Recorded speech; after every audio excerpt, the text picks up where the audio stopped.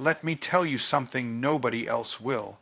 You don't need talent, luck, or connections to become the best. You need principles applied with relentless intensity. Decide with finality, and the universe has no choice but to respond. The problem with most people isn't that they make bad decisions. It's that they never really decide. They toy with options. They entertain alternatives. They flirt with commitment, but never marry it. And that lack of finality is why they live in cycles, starting things they never finish, pursuing goals they never conquer, and becoming people they never fully embody. When you decide with finality, you cut off every other path. You don't leave a back door open. You don't allow Plan B to whisper its sweet compromise. A real decision carries a violent energy.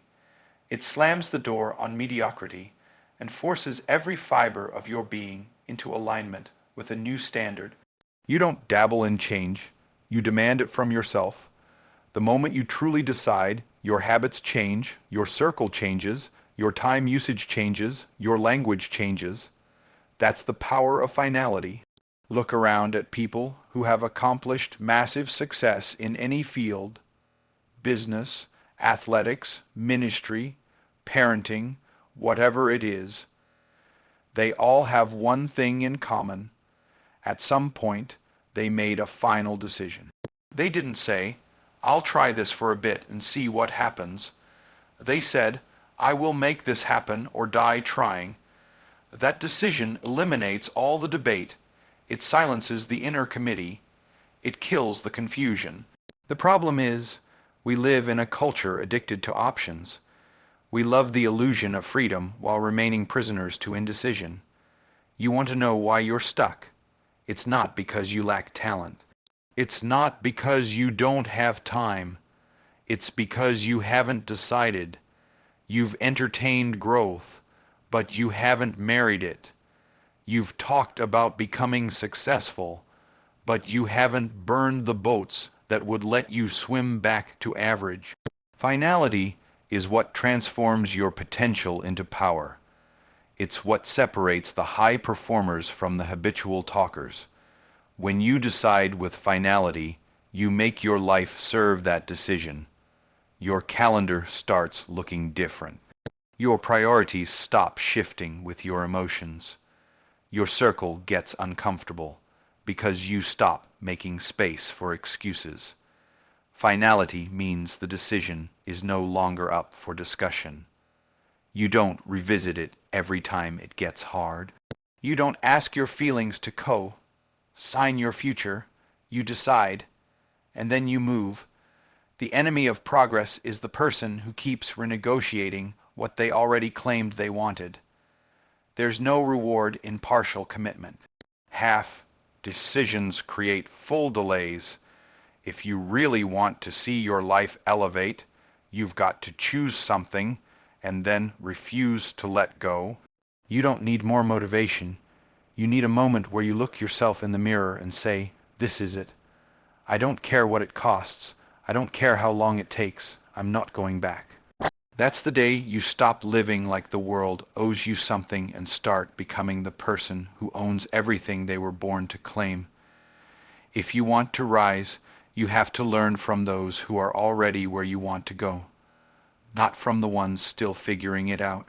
Too many people surround themselves with the comfortable voices of the crowd instead of the uncomfortable truth of the top.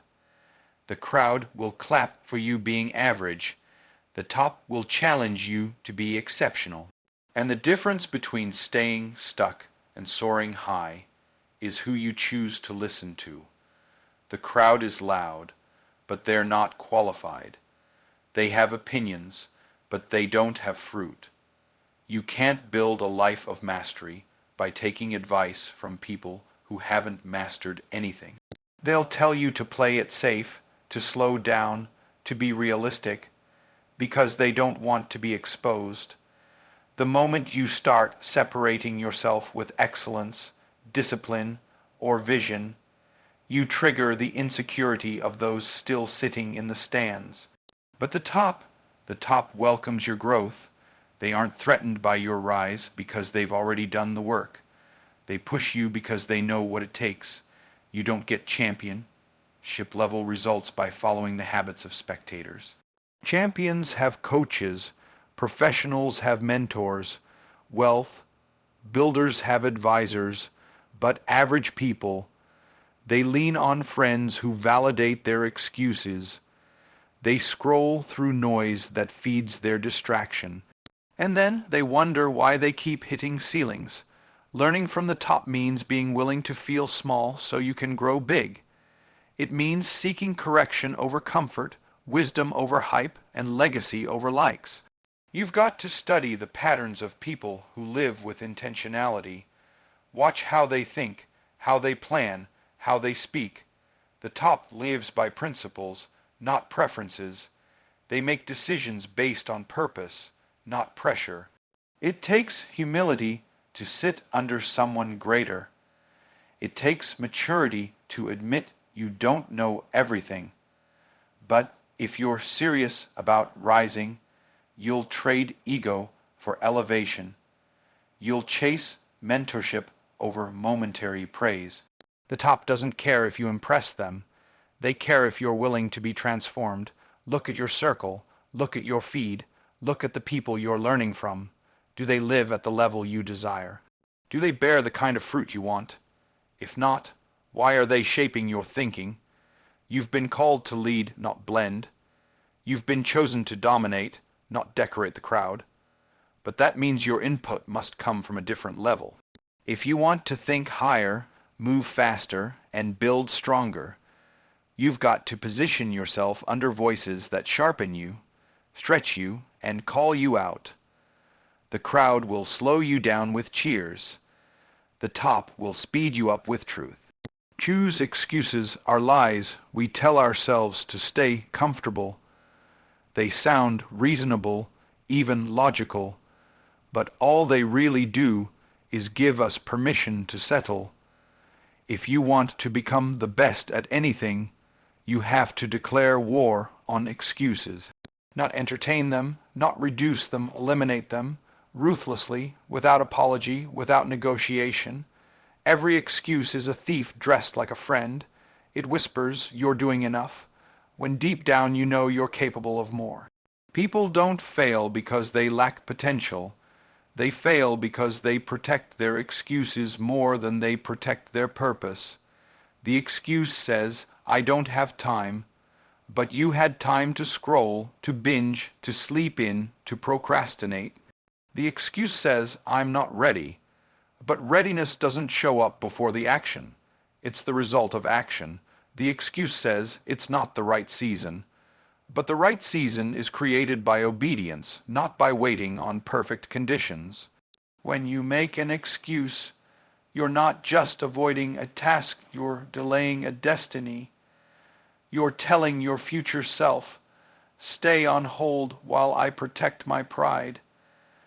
And the longer you excuse your limitations, the more your limitations become your identity. You start believing the lie you created to avoid the pain of growth. The best don't play that game. They rip the covers off their own laziness. They confront their own distractions. They own their choices, and they stop blaming circumstances.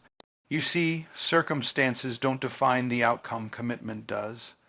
The people at the top didn't get there because everything lined up. They got there because they moved forward anyway. They showed up when it was raining, when it was lonely, when it was hard, when no one clapped. Because their mission wasn't controlled by their mood. When you're serious about winning, you stop negotiating with weakness. You silence the voice that says, "You've done enough for today." You push through when the feelings fade. You show up not because it's easy, but because you said you would. That's what separates champions from talkers. It's not talent, it's tenacity. And tenacity doesn't come from hype. It comes from making a decision to kill every excuse that tries to block your growth. Excuses feel good in the moment, but they cost you years. They drain your energy. They validate your fears. They keep you circling the same mountain, wondering why nothing changes. But everything changes the moment you look your excuse in the face and say, not today, not anymore, you don't run me, I've got something to build, I've got something to become. You weren't born to live soft. You weren't born to be ruled by reasons. You were born to rise, and that means you've got to cut off every excuse at the root. Stop protecting what's holding you back. Start honoring the greatness within you. Because when excuses die, execution begins. Greatness is not built in big moments. It's built in daily moments. The difference between the person who wins and the person who wishes is not talent. It's consistency. You don't become the best by working hard once in a while. You become the best by showing up every single day, even when it's boring, even when it's inconvenient, even when nobody's watching. Daily discipline builds what occasional motivation never will. The problem is, we've been trained to chase results, not rhythms. We want the transformation without the repetition. We get excited about the vision, but lose energy in the process. We want harvest without sowing, spotlight without sweat, mastery without monotony. But the truth is simple. If you don't build daily, you'll crumble eventually. Every master you admire became great by doing the ordinary over and over again until it became extraordinary. They didn't need a crowd to practice. They didn't need applause to keep going. They didn't wait until they felt like it. They became the kind of person who acts out of purpose, not feelings. Purpose. Driven people don't chase moments. They build systems. They don't wait for motivation. They honor commitment. That's the difference. Occasional effort keeps you stuck in cycles. One week, you're fired up. The next week, you're distracted. One day, you're all in. The next day, you're nowhere to be found. That kind of pattern never produces excellence. It just keeps you busy pretending to grow. But when you decide to build daily, something shifts. Your habits start working for you. Your actions compound. Your identity strengthens, and suddenly you start becoming the kind of person who doesn't need to restart every Monday. Daily building doesn't always feel like breakthrough. Sometimes it's slow. Sometimes it's invisible. But don't confuse silence with failure. Most of your success will be hidden before it becomes public. The gym sessions no one sees, the early mornings, the quiet prayers, the late nights of study, that's where champions are born, in the places where nobody's clapping yet. You can't grow anything worth keeping by touching it occasionally. You can't sculpt your body, sharpen your mind, grow your business, or deepen your spirit by visiting it once in a while. You've got to live there. Daily, relentlessly, intentionally. And when it's hard, you build anyway. When it's inconvenient, you build anyway. When progress feels slow, you build anyway. Because real builders understand something most people miss. That who you're becoming is being formed by what you do repeatedly, not what you do emotionally. If you want to separate yourself, don't just do what others do. Do it longer, do it cleaner, do it every day until it becomes a part of you. Don't wait for perfect conditions. Don't chase intensity. Just build quietly, daily, relentlessly, because the foundation you build in private is the platform God will bless in public. Most people spend their entire lives training what the world can see while neglecting what actually drives results. They chase the external, appearance, possessions, performance, while ignoring the internal, discipline, mindset, patience, focus. But the truth is, the things that elevate you are usually the things nobody celebrates.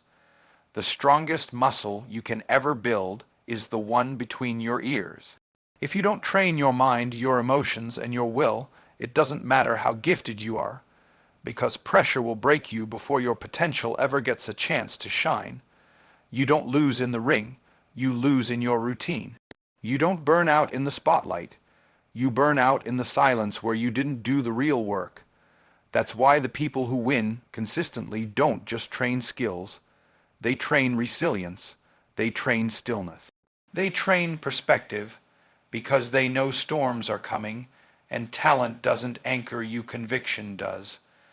The world teaches you to grind harder, push faster, look busier. But the truth is, real power comes from internal mastery. It's how you manage stress when nobody's there to encourage you. It's how you respond when everything's falling apart and quitting would be easier. That's not built in the public eye. That's trained when you choose to respond with calm in chaos. It's trained when you delay gratification, when you shut down distractions, when you get back up after failure, not with bitterness, but with clarity. Most neglect that training because it doesn't feel glamorous. There's no applause for humility, no followers for emotional maturity, no viral moments for spiritual strength, but these are the exact qualities that determine who can carry weight over time. You can fake charisma, but you can't fake character. And if your inner world is weak, your outer world will eventually collapse, no matter how impressive it looks right now. Training what most neglect also means learning to confront yourself, not with guilt, but with ownership. Most people would rather avoid the truth than face their patterns, but the elite, they sit in it, they examine their reactions, they analyze their thoughts, they ask, why did I shrink in that moment? What fear still owns me? What lie am I believing? That's inner work. That's strength. That's growth most people avoid because it's not easy, but it is necessary. You weren't created to live at the surface. You were created for depth, and depth requires development. Intentional, uncomfortable, internal development. You've trained your body, you've trained your hustle, now train your foundation, because the best don't rise because they look the part. They rise because when everything around them shakes, they don't move. Their habits hold, their faith holds, their discipline holds, and that kind of strength, it's rare, it's real, and it's trained when nobody's watching. You don't wait to act like a champion until you win. You act like a champion long before the world knows your name. You don't wait for recognition, applause, or results to validate your effort. You move with conviction as if the prize is already yours, because in your spirit it is. That's the mindset that separates amateurs from professionals. The ones who rise to the top don't just respect the process. They own it. Every rep, every hour, every sacrifice, every discipline. They walk through it like it's already paying off, because they understand the process is the prize. Most people treat the process like a chore. They complain, drag their feet, do the bare minimum. They only give full effort when someone's watching or when they feel motivated. But the best, they give full effort when no one's watching. They train with the same fire in the dark that they'll need when the lights come on. Why? Because they've already claimed the prize in their mind. They don't wait for evidence. They act from identity. They've decided who they are, and their actions are just catching up to that decision. When you own the process like the prize is guaranteed, your energy changes.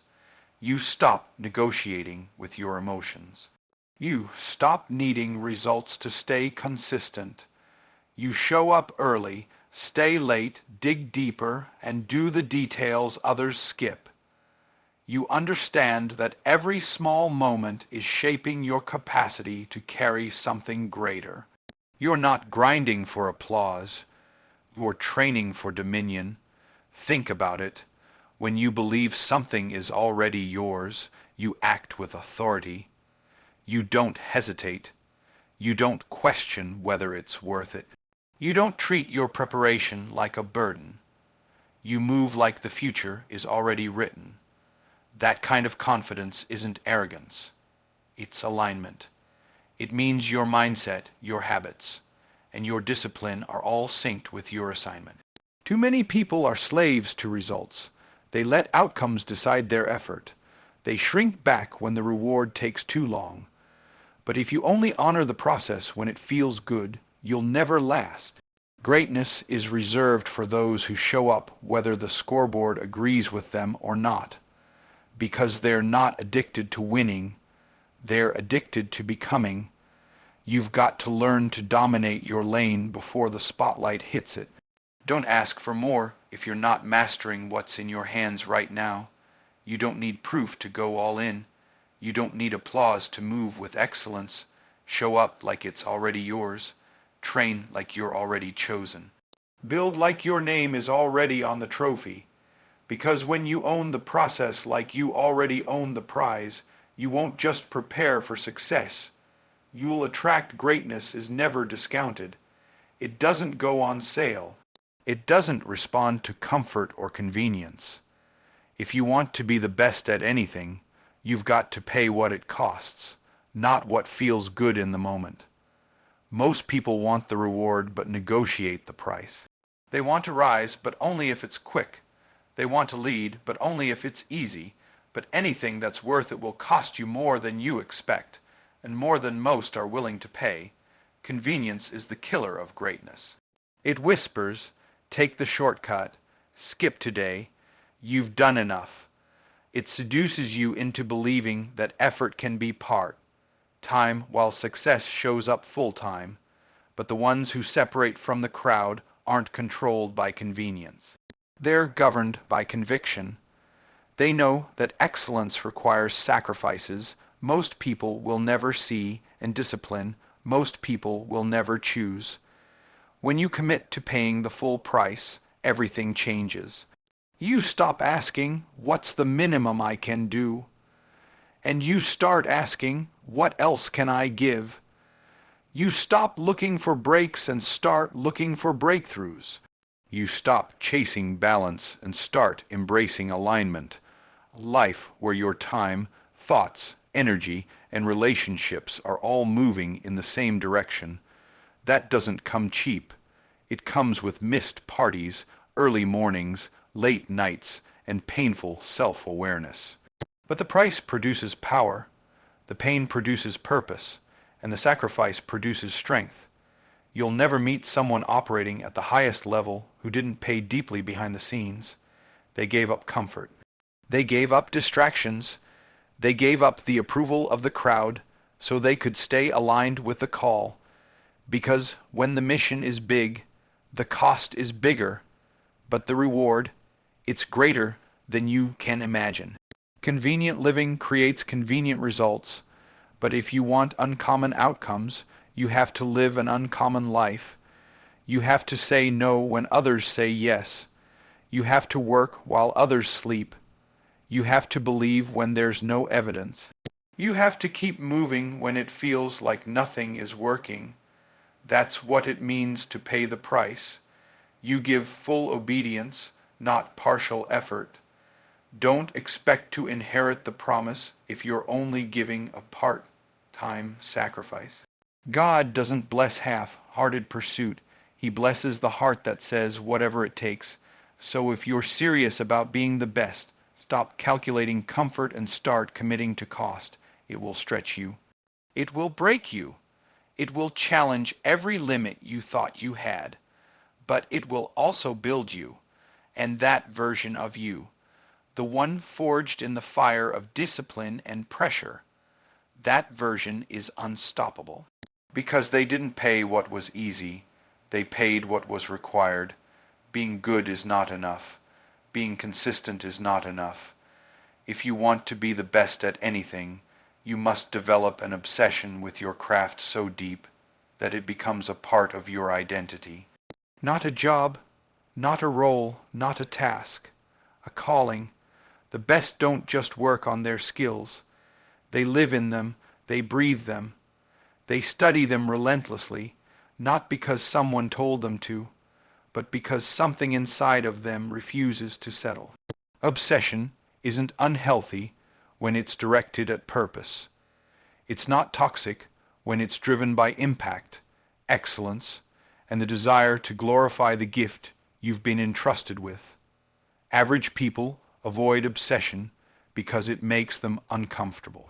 They want balance, they want me time, but the elite know this truth. Until you are obsessed, you will always be outperformed by the person who is. You'll always lose to the one who wakes up earlier, practices longer, studies harder, and cares more. Obsession sharpens your focus. It kills distractions. It raises your standard. You stop comparing yourself to others and start competing with your last version. You ask better questions, dig deeper into the details, and take full responsibility for every weakness, every blind spot, every inch of your process. While others are satisfied with good enough, you're asking, how can I refine this? What needs to get sharper? Where am I still average? When you're obsessed, you don't wait for motivation. You're fueled by purpose. You don't wait for opportunity. You prepare relentlessly so you're ready when it shows up. You don't celebrate too soon. You don't look around. You look within because you know your craft is your assignment and it deserves more than casual effort. It deserves your full attention, your full heart, and your full excellence. This kind of obsession builds something that can't be faked, competence. You don't need hype when you've got skill. You don't need applause when you've got mastery. The best aren't loud. They're lethal. Their confidence comes not from talk, but from time. Time spent in the dark. Time spent alone. Time spent refining what others overlook.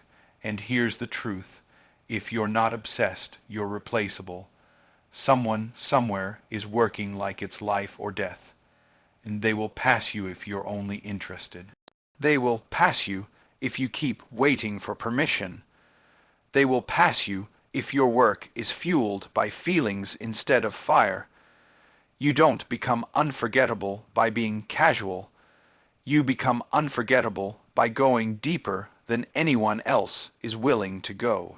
So, whatever your craft is, study it, protect it, bleed for it, because when you're obsessed with mastery, the world will become obsessed with your results. Real greatness doesn't show up to be seen. It shows up to serve. The best at anything don't lead with ego, they lead with impact.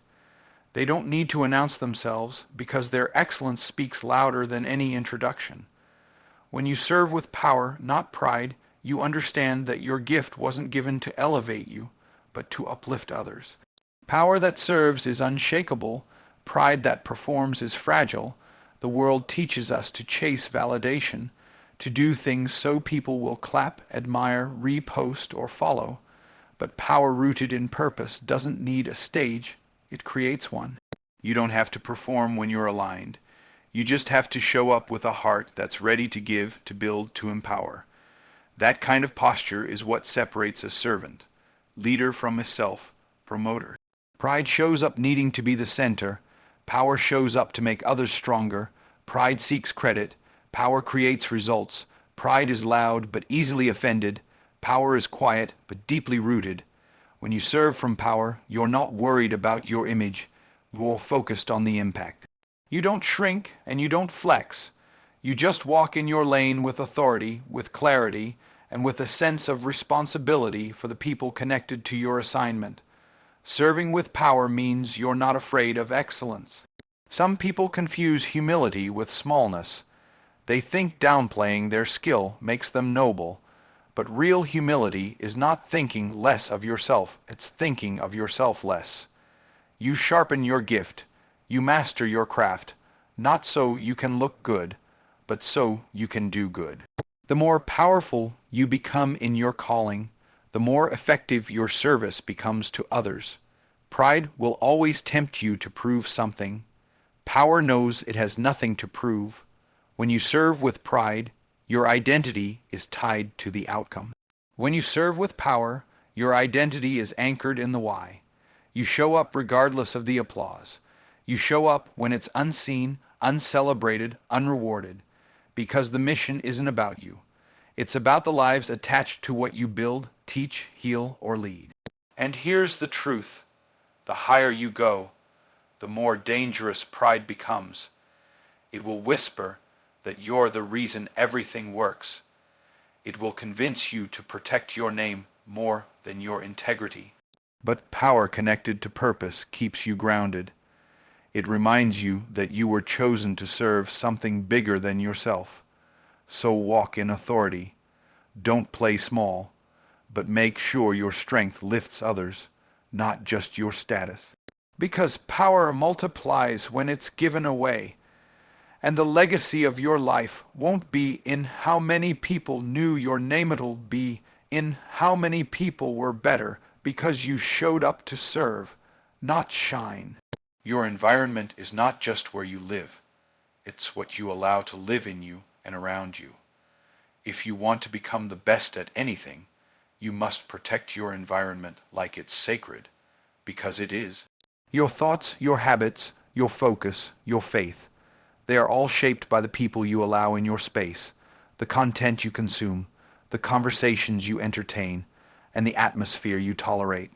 You can't grow in a garden full of weeds and expect a harvest of greatness. The mistake most people make is believing they can thrive anywhere. They think they're strong enough to rise regardless of what surrounds them. But even the most powerful seed won't grow in contaminated soil. It doesn't matter how talented you are. If your environment is filled with doubt, distractions, drama, or dead weight, your potential will suffocate. Every time you allow chaos to sit in your space, you delay your breakthrough. Every time you give access to people who drain instead of build, you weaken your edge. You must become intentional and ruthless about what you allow around your mind and your mission. Not because you're better than others, but because you're responsible for what you're becoming. Growth is not an accident. It's a product of discipline and design, and your environment must be designed for greatness. That means organizing your time, cleaning up your space, curating your conversations, surrounding yourself with voices that stretch you, not shrink you. You'll never rise above what you constantly expose yourself to. If everyone around you thinks small, talks fear, and moves slow, it's only a matter of time before you do too. Energy is contagious. Vision is contagious. Laziness is contagious. So is excellence. You have to choose daily what you want to catch and what you're willing to cut. Because what you don't cut will eventually corrupt. And here's what nobody tells you. Sometimes the most loving thing you can do is create distance, not out of hate, not out of arrogance, but out of clarity. If they don't align with where you're going, they don't belong where you're growing. Protecting your environment means learning how to say no. No to gossip. No to mediocrity. No to distractions disguised as entertainment. No to anything that threatens your focus or dims your fire. The people who rise and sustain it, who not only win but keep winning, aren't lucky. They're disciplined, and part of that discipline is guarding the gate to their environment like it's a fortress. You can't let just anyone walk into your head, your heart, or your home, because where you dwell determines what you develop. So ask yourself, does my environment reflect the future I'm building or the past I should have left behind? Because until you protect the space around your purpose, you'll keep planting seeds of greatness in places that can't support them. And nothing divine can thrive in an atmosphere you refuse to clean. You don't become the best by accident. You become the best by design, by daily decisions that others ignore. Let the world chase comfort. Let the average settle for good enough. But you were built for greatness. Now act like it.